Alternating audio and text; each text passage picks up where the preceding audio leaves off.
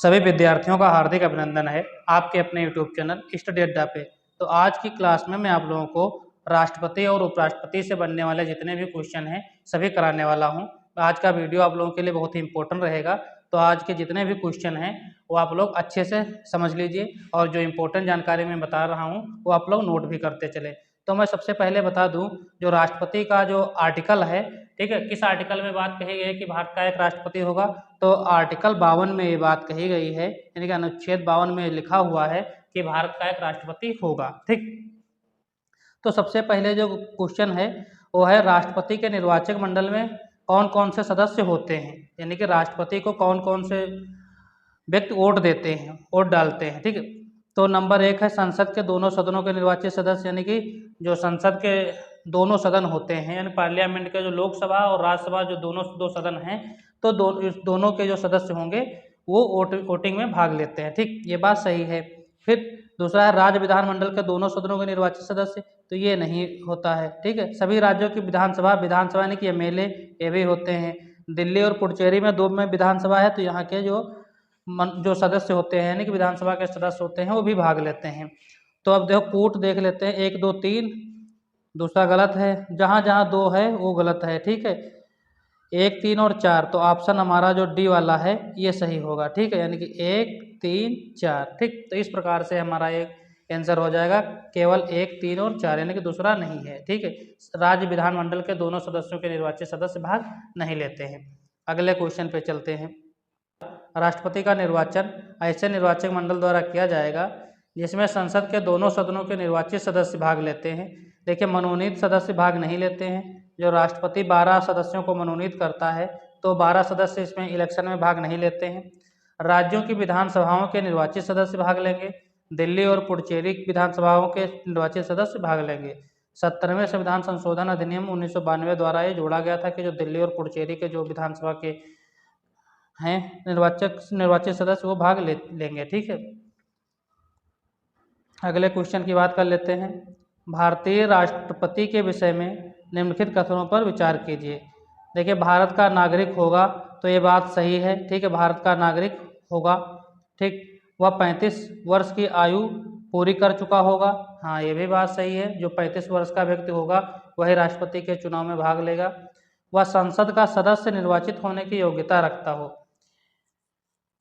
तो देखो इसमें जो सही होगा, यानी कि संसद का जो सदस्य होता है, ठीक है, तो वो 25 साल ही उम्र होनी चाहिए, लेकिन ये राष्ट्रपति के चुनाव के लिए उम्र होनी चाहिए 35 वर्ष, तो ये नहीं होगा। जो 2 हैं, 1 और 2 ऑप्शन, ठीक है, ये ऑप्शन नंबर सी सही रहेगा। ठीक, देखिए, संविधान के अनुच्छेद 58(1) के अनुसार कोई व्यक्ति राष्ट्रपति तभी निर्वाचित होगा जब वह भारत का नागरिक हो, 35 वर्ष की आयु पूरी कर चुका हो, तो लोकसभा का सदस्य निर्वाचित होने की योग्यता रखता हो। ठीक है, फिर भारत का राष्ट्रपति अपना त्यागपत्र किसको संबोधित कर देगा? तो भारत का जो राष्ट्रपति है वो अपना त्यागपत्र जो देगा वो उपराष्ट्रपति को देगा। किसको देगा? उपराष्ट्रपति को। ऑप्शन नंबर जो बी है वो सही है। 56(1) के अनुसार आर्टिकल जो 56(1) है, राष्ट्रपति उपराष्ट्रपति को संबोधित करके अपने हस्ताक्षर सहित लेख द्वारा अपना पद त्याग सकेगा। उपराष्ट्रपति इसकी सूचना तुरंत लोकसभा अध्यक्ष को देगा। संविधान के अनुच्छेद 56(1) के अनुसार राष्ट्रपति अपने पद ग्रहण की तारीख से 5 वर्ष की अवधि तक अपना पद धारण करता है, यानी कि राष्ट्रपति का जो कार्यकाल होता है, तो राष्ट्रपति का कार्यकाल 5 वर्ष का होता है। ठीक है, उसके पहले वो इस्तीफा दे सकता है। ठीक है, यानी कि त्यागपत्र दे सकता है। त्यागपत्र किसको देता है? तो उपराष्ट्रपति को देता है। अगला क्वेश्चन है, भारत के निम्नलिखित राष्ट्रपतियों में से कौन ट्रेड यूनियन आंदोलन से संबंध रहे हैं? तो देखो 4 राष्ट्रपतियों के नाम दिए गए हैं, V V Giri, doctor Fakhruddin Ali Ahmed, doctor Zakir Hussain, doctor K R. Narayan. तो इसमें जो डॉक्टर बीबी गिरी हैं, बीबी गिरी भारत के चौथे राष्ट्रपति थे। इनका कार्यकाल 1969 ईस्वी से 1974 ईस्वी तक था। वे अखिल भारतीय ट्रेड यूनियन कांग्रेस के 2 बार अध्यक्ष रहे थे। डॉक्टर जाकिर हुसैन तथा डॉक्टर फखरुद्दीन अली अहमद का निधन उनके कार्यकाल में ही हो गया था। ये पूरे 5 वर्ष तक कार्यकाल नहीं चला पाए थे, कार्यकाल के दौरान ही इनकी मृत्यु हो गई थी। अगला क्वेश्चन है, भारत सरकार का संवैधानिक अध्यक्ष कौन होता है? तो भारत सरकार का संवैधानिक अध्यक्ष जो होता है वो राष्ट्रपति होता है। राष्ट्रपति का पद जो है सर्वे सर्वा होता है। ठीक है, भारत का संवैधानिक अध्यक्ष कौन होता है? तो राष्ट्रपति होता है। संविधान के अनुच्छेद 53 के अनुसार कार्यपालिका की शक्ति राष्ट्रपति में निहित होगी। ठीक है, अनुच्छेद 52 में साफ साफ लिखा हुआ है कि भारत का एक राष्ट्रपति होगा, और अनुच्छेद जो 53 है उसमें लिखा है कार्यपालिका शक्ति इसमें निहित होंगी। किसमें? राष्ट्रपति में। 54 में क्या है? तो 54 में इसका निर्वाचक मंडल की बात कही गई है, 55 में इसके कोटे की बात कही गई है, 56 में इसका कार्यकाल कितना होगा। ठीक है, 5 वर्ष का ये बात कही गई है। ठीक है, अगला क्वेश्चन है, भारत के राष्ट्रपति या उपराष्ट्रपति के निर्वाचन के संबंध में जो विवाद होंगे, तो विवाद का जो है समाधान कौन करेगा? तो समाधान सर्वोच्च न्यायालय करेगा, सुप्रीम कोर्ट करेगा। ठीक है, संविधान के अनुच्छेद 71 के अंतर्गत राष्ट्रपति या उपराष्ट्रपति के निर्वाचन से संबंधित जो विवाद होंगे उनको जो है उच्चतम न्यायालय जो है समाधान करेगा। उच्चतम न्यायालय मतलब सुप्रीम कोर्ट। केंद्र और राज्य के मध्य संसाधनों के वितरण के लिए सुझाव देने हेतु राष्ट्रपति द्वारा किस निकाय का गठन किया गया है? तो राष्ट्रपति के जो द्वारा निकाय का गठन किया गया है सुझाव देने के लिए, तो वित्त आयोग का गठन किया गया है। वित्त आयोग का अनुच्छेद कौन सा है? तो संविधान का अनुच्छेद 280 है, उसमें वित्त आयोग का गठन के बात कही गई है। ठीक है,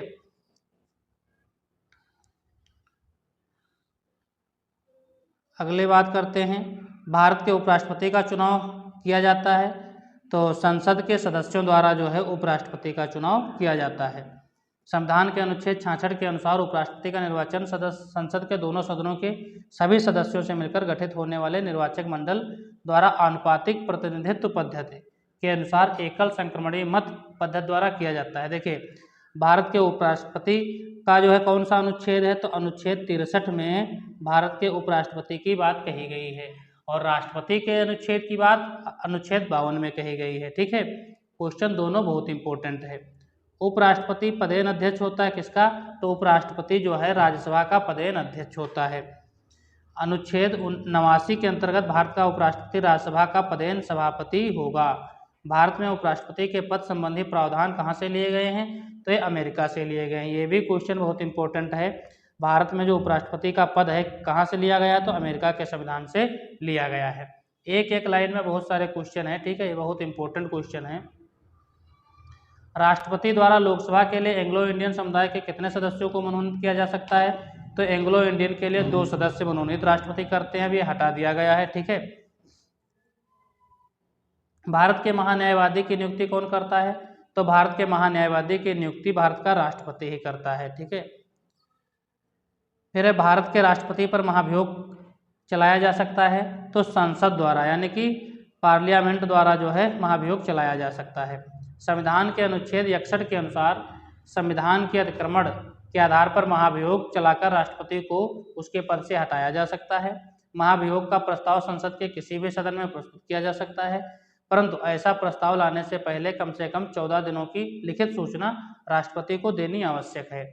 महाभियोग के लिए एक संकल्प प्रस्तुत करना होगा जिस पर उस सदन की कुल सदस्य संख्या के कम से कम 1/4 सदस्यों के हस्ताक्षर हों और उस सदन की कुल सदस्य संख्या के कम से कम 2/3 बहुमत से वो पारित किया गया हो। ठीक, तो इस प्रकार से जो है राष्ट्रपति पर महाभियोग लगा करके राष्ट्रपति को हटाया जा सकता है। ठीक, अगला क्वेश्चन है, निम्नलिखित में से किसे भारत के राष्ट्रपति के रूप में निर्विरोध चुना गया था? बहुत इंपॉर्टेंट क्वेश्चन है, स्टार मार्क करेंगे। एकमात्र राष्ट्रपति है नीलमा संजीव रेड्डी, तो नीलमा संजीव रेड्डी को निर्विरोध चुना गया था।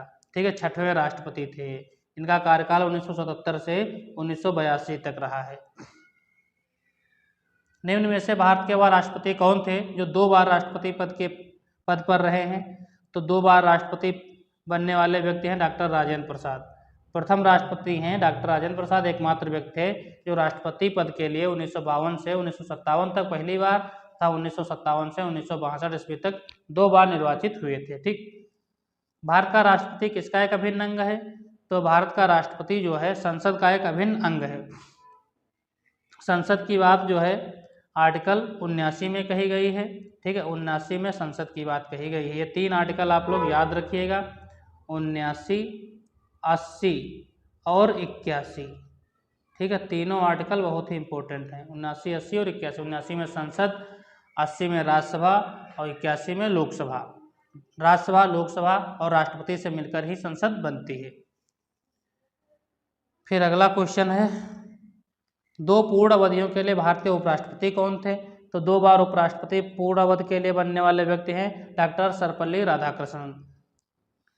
डॉक्टर सर्वपल्ली राधाकृष्णन 2 पूर्ण अवधियों 1952 से 1957 तथा 1957 से 1962 ईस्वी तक भारत के उपराष्ट्रपति थे तथा वे बाद में 1962 से 1967 ईस्वी तक भारत के राष्ट्रपति भी थे। 1949 से 1952 ईस्वी तक सोवियत संघ रूस में भारत के राजदूत थे। वे वर्ष 1952 में भारत के प्रथम उपराष्ट्रपति बने एवं वर्ष 1954 में उन्हें भारत रत्न से नवाजा गया। ठीक है, बहुत इंपॉर्टेंट क्वेश्चन है कि उपराष्ट्रपति जो हैं पहले उपराष्ट्रपति कौन थे, तो डॉक्टर सर्वपल्ली राधाकृष्णन थे।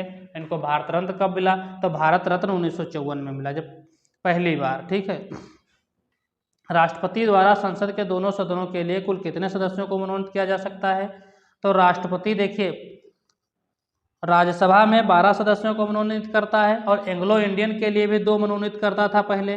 ठीक है, तो कुल मिलाकर के 14 सदस्यों को मनोनीत करता था, लेकिन अब वो 2 हटा दिए गए हैं तो 12 को मनोनीत करेगा। ठीक है, अगला क्वेश्चन, भारतीय संविधान के अनुसार केंद्रीय मंत्री किसकी इच्छा पर अपने पद पर बना रहेंगे, तो भारत के राष्ट्रपति की इच्छा जब तक रहेगी तब तक वो अपने मंत्री बने रहेंगे। ठीक है, अनुच्छेद 75 के अनुसार प्रधानमंत्री की नियुक्ति राष्ट्रपति करेगा और अन्य मंत्रियों की नियुक्ति भी राष्ट्रपति करेगा। ठीक है, किसकी सलाह पर, तो प्रधानमंत्री की सलाह पर अन्य मंत्रियों की भी नियुक्ति राष्ट्रपति करता है। ठीक है, जबकि अनुच्छेद 75 क्लास 2 में लिखा हुआ है कि संघ के मंत्री राष्ट्रपति के प्रसाद पर्यंत अपना पद धारण करते हैं, अर्थात राष्ट्रपति जब तक चाहे कोई केंद्रीय मंत्री अपने पद पर बना रहेगा, बशर्ते वह संसद के किसी भी एक सदन का सदस्य हो अथवा उसे 6 माह से अधिक दिनों तक वह मंत्री नहीं रह सकता है। 6 महीने के बाद वो किसी न किसी जो है सदन का जो है सदस्य बन जाए। भारत के राष्ट्रपति के पद के लिए निर्वाचन का आयोजन निम्न में से कौन करता है, तो भारत के राष्ट्रपति का जो निर्वाचन होता है वो भारत निर्वाचन आयोग इलेक्शन कमीशन ही करता है। संविधान के अनुच्छेद 324(1) के अनुसार राष्ट्रपति और उपराष्ट्रपति के पदों तथा संसद और प्रत्येक राज्य विधानमंडल के लिए निर्वाचनों का आयोजन भारत के निर्वाचन आयोग इलेक्शन कमीशन के द्वारा ही किया जाता है। राष्ट्रपति का अध्यादेश कितनी अवधि के लिए लागू रहता है, तो राष्ट्रपति का जो अध्यादेश होता है वो 6 माह तक लागू रहता है। उत्तर जो बी है इसका वो सही है। अनुच्छेद 123 के अनुसार राष्ट्रपति को अध्यादेश जारी करने की शक्ति दी गई है। राष्ट्रपति इस शक्ति का प्रयोग उस समय करता है जब संसद का कोई एक सदन अथवा दोनों सदन सत्र में न हो। यदि राष्ट्रपति को ऐसा विश्वास हो जाता है कि ऐसी परिस्थितियां विद्यमान हैं जिनमें तुरंत कार्यवाही करना आवश्यक हो गया है, तो राष्ट्रपति अध्यादेश जारी कर सकता है। राष्ट्रपति द्वारा जारी अध्यादेश 6 माह के लिए लागू रहता है, परंतु संसद के सत्र प्रारंभ होने के 6 सप्ताह के अंदर यदि अध्यादेश को स्वीकार करने वाला प्रस्ताव पारित हो जाता है तो वह अधिनियम बन जाता है, यानी कि कानून बन जाता है, एक्ट बन जाता है। तो आज की क्लास में देखो मैंने जो है राष्ट्रपति से और उपराष्ट्रपति से बनने वाले जो इम्पोर्टेंट क्वेश्चन थे वो मैंने आप लोगों को कराए हैं। वीडियो आप लोगों को पसंद आ रहा है तो वीडियो को लाइक अवश्य करें और चैनल पे नए हों तो चैनल को अभी तक सब्सक्राइब नहीं किए हैं तो चैनल को सब्सक्राइब कर लें, ताकि इसी प्रकार का जो वीडियो आएगा अगला वो आपको आसानी से मिल जाएगा। और अपने सभी साथियों को वीडियो शेयर अवश्य कर दीजिए ताकि आपके सभी साथी लोग भी हमारे यूट्यूब चैनल से जुड़ सकें।